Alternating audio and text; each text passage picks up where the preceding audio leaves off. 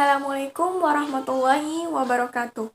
Saya Tasyana Adhani dari IAIN Syekh Nurjati Cirebon dari kelas PBA 6C kelompok F mata kuliah Micro Teaching. Di sini saya akan memaparkan materi tentang tugas-tugas guru pada tahap pra pembelajaran, pelaksanaan pembelajaran, dan pasca pembelajaran. Sebelum ke pembahasan, saya ingin bertanya, bagaimana sih proses pembelajaran yang baik itu seperti apa? Proses pembelajaran yang baik itu akan berhasil apabila seorang guru itu dapat mengkoordinasikan kegiatan pembelajaran secara efektif, sehingga membuat siswa-siswa tersebut antusias selama proses pembelajaran berlangsung. Oleh karena itu, diperlukan adanya suatu tahap pra pembelajaran yang dilakukan oleh seorang guru. Adapun upaya yang dilakukan seorang guru pada tahap pra pembelajaran yaitu sebagai berikut. Yang pertama yaitu silabus. Nah, guru ini mampu untuk merancang silabus. Apa sih yang dimaksud dengan silabus? Silabus merupakan rencana pembelajaran pada suatu kelompok mata pelajaran atau tema tertentu yang mencakup standar kompetensi, kompetensi dasar, kemudian materi pokok pembelajaran, kegiatan inti, alokasi waktu, sumber ajar, maupun mengenai pencapaian kompetensi untuk penilaian. Itu menurut Trianto. Yang kedua yaitu prota. Apa sih yang dimaksud dengan prota? Nah, prota merupakan kepanjangan dari program tahunan. Nah, prota ini adalah rencana penetapan alokasi waktu dalam 1 tahun untuk mencapai suatu tujuan pembelajaran, tentunya mencakup kompetensi inti dan kompetensi dasar yang telah ditetapkan. Penetapan alokasi waktu dibutuhkan agar seluruh kompetensi dasar ini dikuasai dan dicapai oleh peserta didik. Penentuan alokasi waktu ditentukan berdasarkan jumlah jam pelajaran dan struktur kurikulum yang berlaku, serta juga keluasan materi peserta didik. Biasanya, prota ini berisi pengembangan tentang program-program seperti promes, atau yang dimaksud dengan program semester, rencana mingguan, rencana harian, silabus, dan juga sistem penilaian pembelajaran. Yang ketiga yaitu ada promes atau program semester yang tadi telah disinggung. Nah, promes ini atau program semester merupakan rumusan yang berisi pokok-pokok aktivitas guru dalam melakukan pembelajaran selama 1 semester yang mencakup mengenai alokasi waktu, kompetensi dasar, dan indikator. Yang keempat yaitu ada KKM. Apa sih yang dimaksud dengan KKM?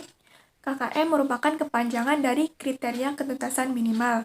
KKM ini merupakan kriteria paling rendah yang menyatakan bahwa si peserta didik ini sudah mencapai ketuntasan dalam belajarnya.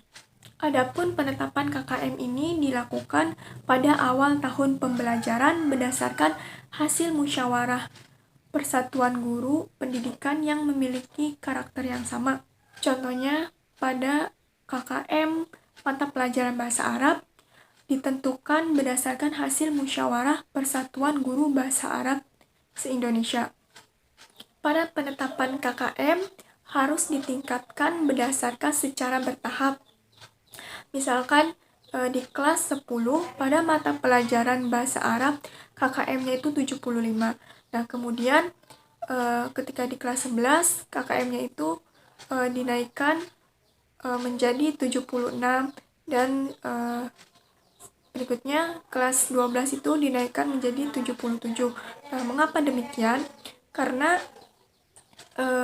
semakin tinggi tingkatan kelasnya, semakin tinggi pula KKM tersebut dinaikkan. Karena pada mata pelajaran kelas 12 tentunya sudah dibahas pada kelas sebelumnya, yaitu di kelas 7 dan kelas 8. Jadi kemungkinan besar siswa tersebut dapat mencapai mata pelajaran bahasa Arab itu sesuai dengan KKM yang telah ditentukan. Yang kelima yaitu pada tahap pra pembelajaran, seorang guru mampu menciptakan sikap dan suasana kelas yang menarik. Pada poin ini, guru dianjurkan untuk memperlihatkan suasananya yang menyenangkan agar siswa tidak takut atau tidak tegang maupun kaku ketika mengikuti pelajaran tersebut. Yang keenam yaitu memeriksa kehadiran siswa. Pada poin ini maksudnya kegiatan ini biasanya dilakukan di awal pembelajaran guru ketika mengajar. Nah, tujuannya untuk memeriksa kehadiran siswa ini agar guru mengetahui jumlah peserta didik yang mengikuti pembelajaran di hari itu juga. Kemudian selanjutnya yang ketujuh yaitu menciptakan kesiapan belajar siswa. Kesiapan belajar siswa merupakan salah satu prinsip yang sangat berpengaruh terhadap proses pembelajaran siswa dan hasil belajar siswa. Jika siswanya aktif dan antusias dalam mengikuti pelajaran, maka proses pembelajaran tersebut akan berjalan dengan lancar dan efektif. Jadi, seorang guru harus mampu mengembangkan kesiapan belajar siswa serta menumbuhkan semangat belajar siswa agar proses pembelajaran tersebut berjalan dengan lancar. Baik, selanjutnya setelah kita mengetahui poin-poin dari tugas-tugas guru pada tahap pra pembelajaran, yang selanjutnya saya akan bahas tentang tugas-tugas guru pada pelaksanaan pembelajaran. Pada tahap pelaksanaan pembelajaran ini sangat memegang peranan penting untuk mencapainya suatu tujuan pembelajaran maupun dalam bentuk kemampuan siswa yang telah ditetapkan. Pada proses kegiatan inti pembelajaran ini akan menggambarkan suatu strategi penggunaan yang dilakukan oleh guru maupun tentang pendekatan guru kepada siswanya selama proses pembelajaran berlangsung. Adapun langkah kegiatan inti yang dilakukan oleh guru untuk pembelajaran yang sistematis adalah sebagai berikut. Yang pertama yaitu guru harus mampu membuat RPP atau rencana pelaksanaan pembelajaran. Menurut Kunandar, RPP merupakan rencana yang menggambarkan prosedur dan pengorganisasian pembelajaran untuk mencapai satu kompetensi dasar yang ditetapkan dalam standar isi dan dijabarkan dalam silabus. Yang kedua yaitu membuat media pembelajaran. Keunggulan dari media pembelajaran ini dapat mengurangi verbalisme guru ketika menyampaikan materi kepada siswanya. Nah, selain itu, dengan menggunakan media pembelajaran dapat menarik perhatian siswa selama proses pembelajaran, agar siswa tersebut tidak jenuh maupun tidak merasa monoton ketika dalam memperhatikan gurunya atau menyimak materi pembelajaran. Yang ketiga yaitu ada metode pembelajaran. Metode pembelajaran adalah cara kerja sistematis yang memudahkan guru untuk pelaksanaan pembelajaran agar proses pembelajaran tersebut berjalan dengan efektif dan komunikatif sehingga membuat perubahan positif kepada siswanya dan mencapai tujuan pembelajaran yang baik. Kemudian yang keempat yaitu memberitahukan tujuan atau garis besar materi dan kemampuan yang akan dipelajari. untuk mencapai tujuan pembelajaran yang efektif dan komunikatif. Yang kelima yaitu membahas materi atau menyajikan bahan pelajaran. Pada penyampaian materi pelajaran, guru sebaiknya harus mengutamakan aktivitas siswa. Peran di sini guru hanyalah sebagai fasilitator atau hanya pembimbing saja.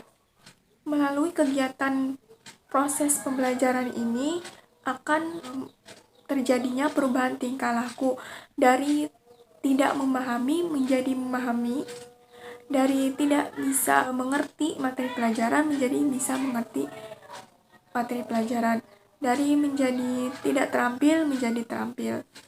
Kemudian yang keenam yaitu menyimpulkan pelajaran.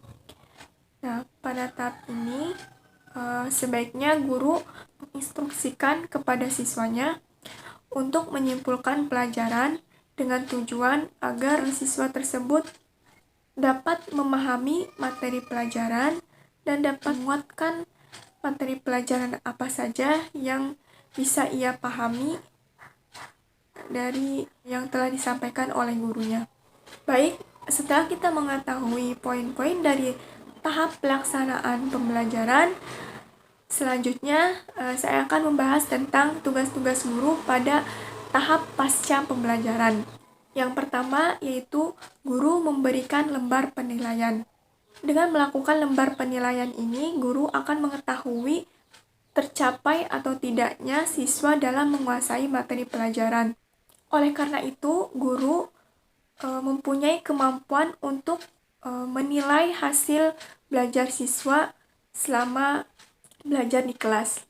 Untuk mengetahui siswa tersebut dapat menguasai materi pelajaran atau tidak, guru sebaiknya memberikan tugas kepada siswa untuk merangkum atau memberikan tes soal kepada siswa untuk mengukur kemampuan siswa dalam memahami materi pelajaran.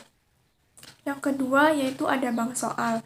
Bank soal merupakan butiran soal yang teruji baik secara teori maupun empiris yang memuat informasi penting.